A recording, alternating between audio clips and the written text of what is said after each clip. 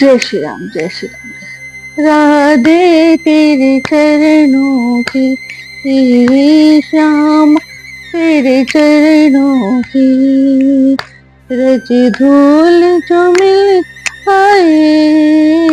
राधे तेरे चरणों की, हे श्याम तेरे चरणों की, रज धूल जो मिल जाए।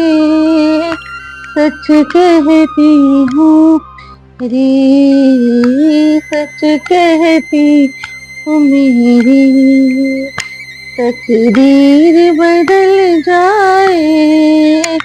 राधे तेरे गुणों की, राधे तेरी कृपा तो दिन रात बरसती है। राधे तेरी कृपा तो दिन रात बरसती है। एक बूंद जो मिल जाए, एक बूंद जो जाए, मन की कली खिल जाए। राधे तेरे चरणों की, श्यामा तेरे चरणों की। ये मन बड़ा चंचल है, कैसे तेरा भजन करूं। ये मन बड़ा चंचल है, कैसे तेरा भजन करूं।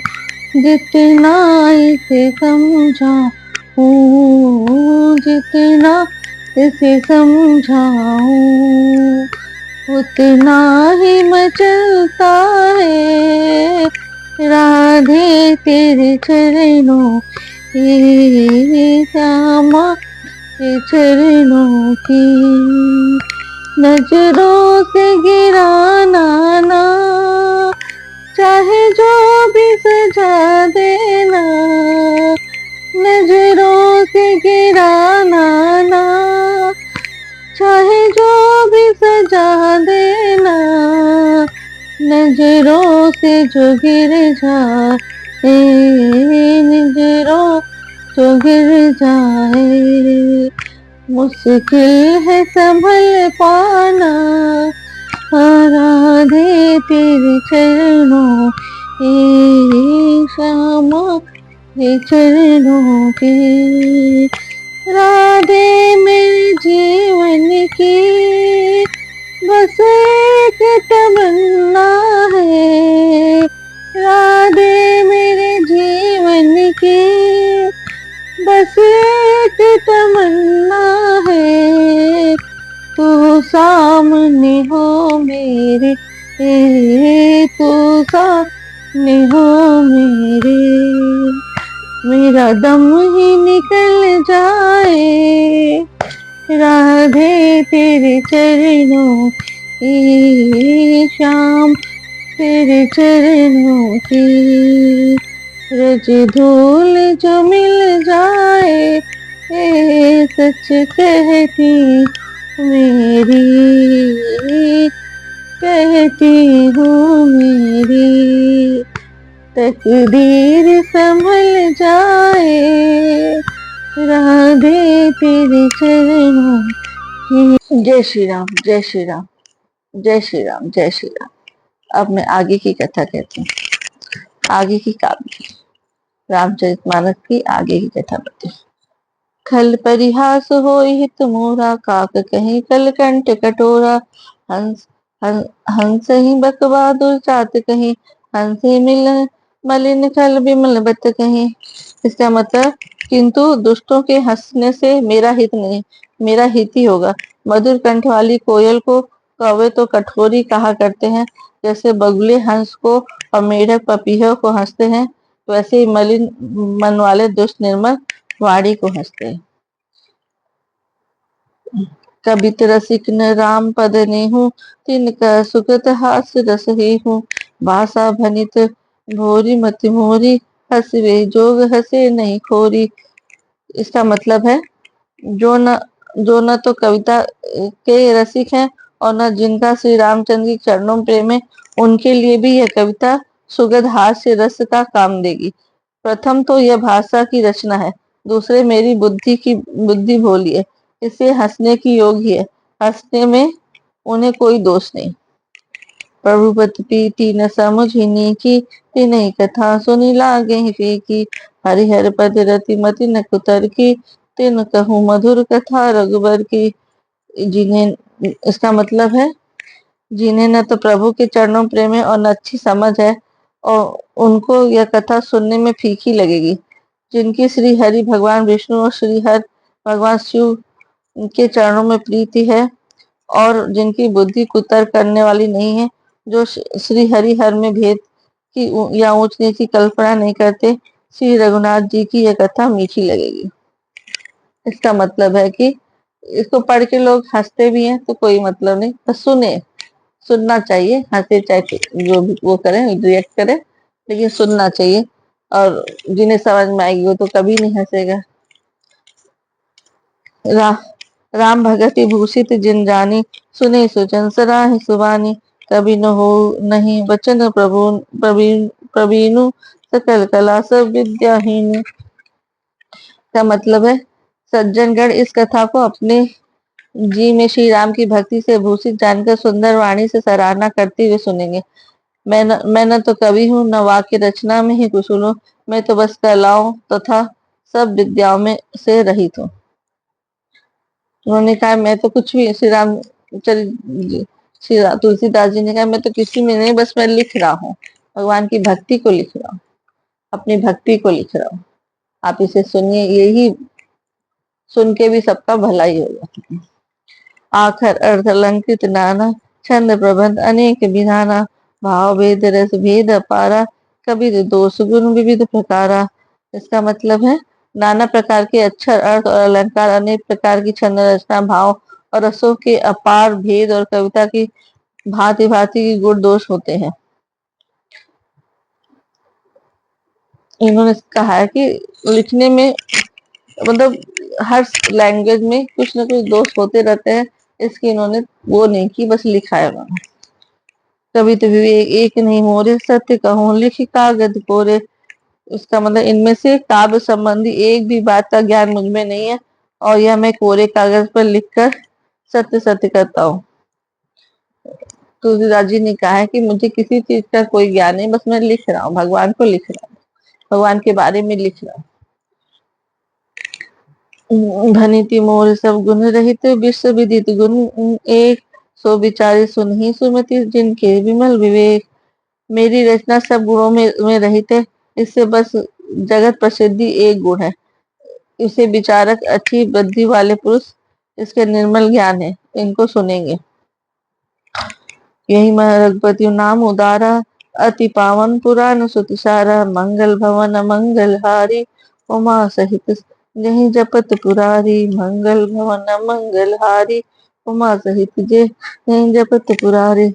इसमें श्री नाथ जी उदार नाम है, जी का उदार नाम है, जो अत्यंत पवित्र है, वेद पुराणों का सारे कल्याण का भवन और अमंगलों को हरने वाला है, जिससे पार्वती जी सहित भगवान शिव जी को सदा जपा करते हैं।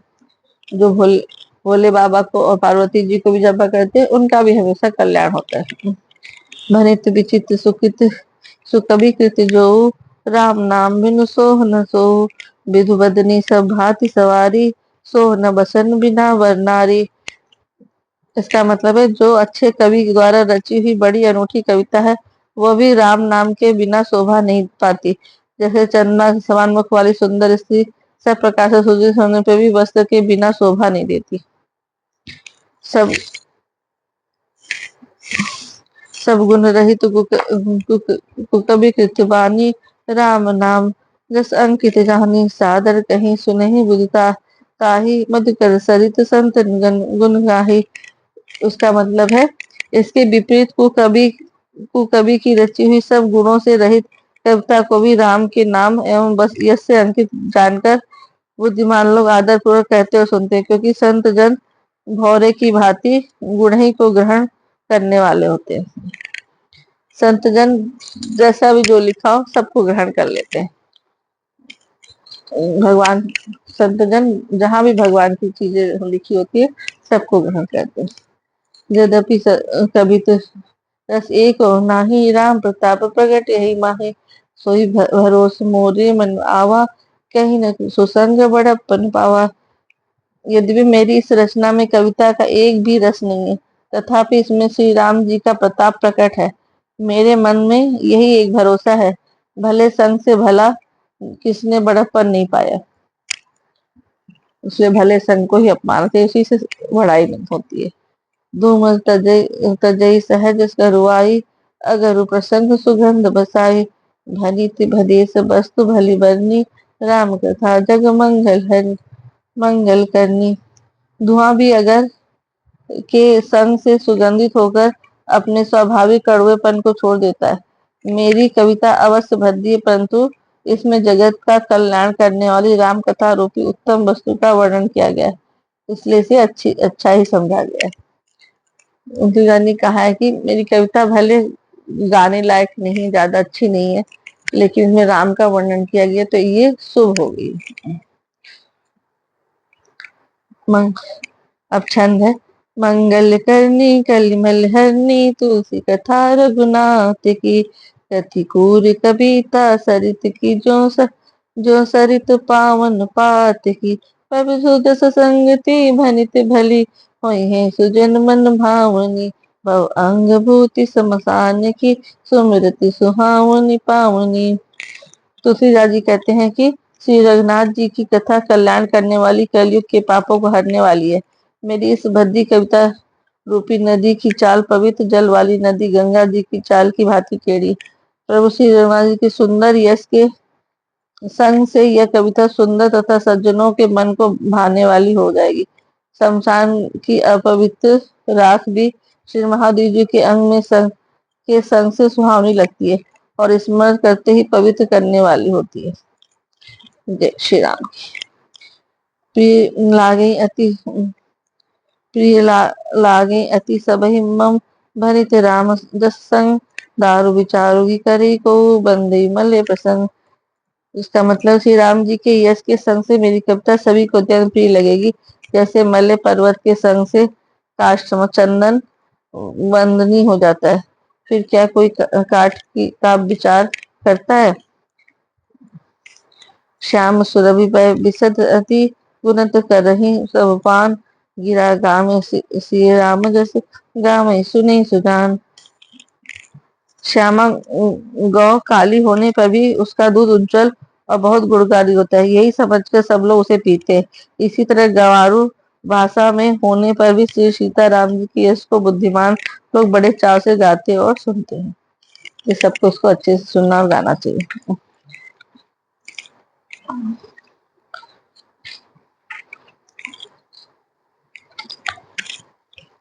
मंगल भवन अमंगल हारी बहुत दशरथ अजर बिहारी राम सिया राम जय जय राम राम सिया राम जय जय राम।